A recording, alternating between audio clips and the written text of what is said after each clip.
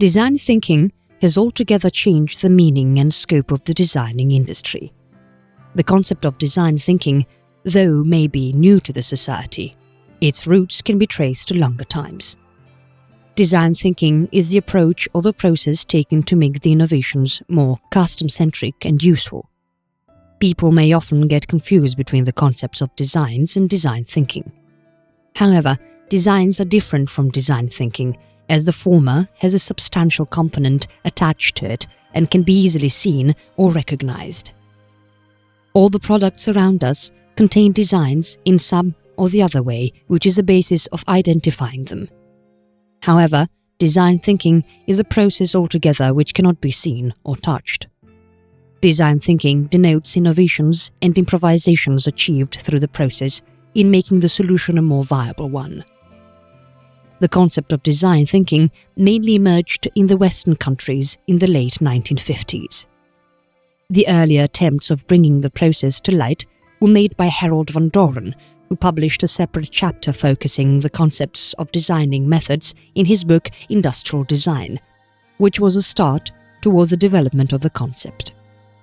The growth, however, was slower till the 1990s, and only after the advent of globalization, the growth of design thinking ideology was faster.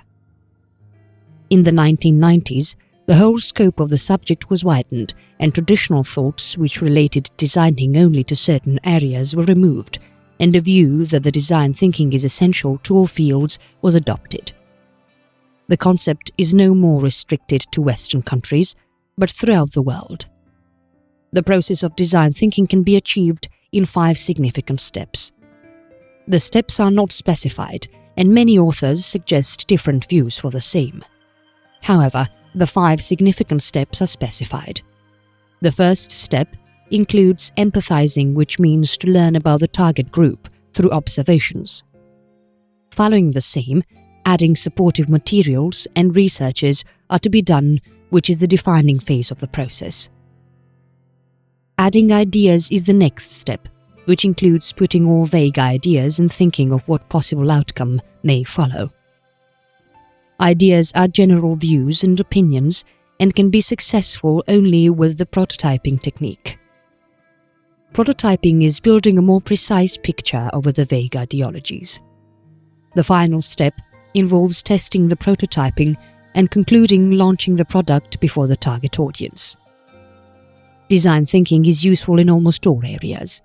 The process of design thinking, if adopted, can bring assured success, as the main feature of it is the emphasis it places on customer behaviors and requirements.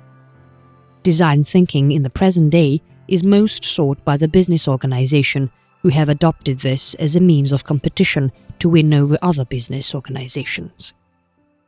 Adopting the process in any company would ensure an assured success and would help in gaining more profits. Design thinking from its day of inception has been available in 2 major approaches. One of them relates to the problem-based, and the next is the solution-based. The main aim of conducting the process is achieving the desired results and resolve problems. The first approach combines a more scientific approach and stresses observations and predicting various problems before reaching into a particular solution for them, whereas the second approach applies various possible outcomes or solutions for a single problem. This approach provides more options for customers.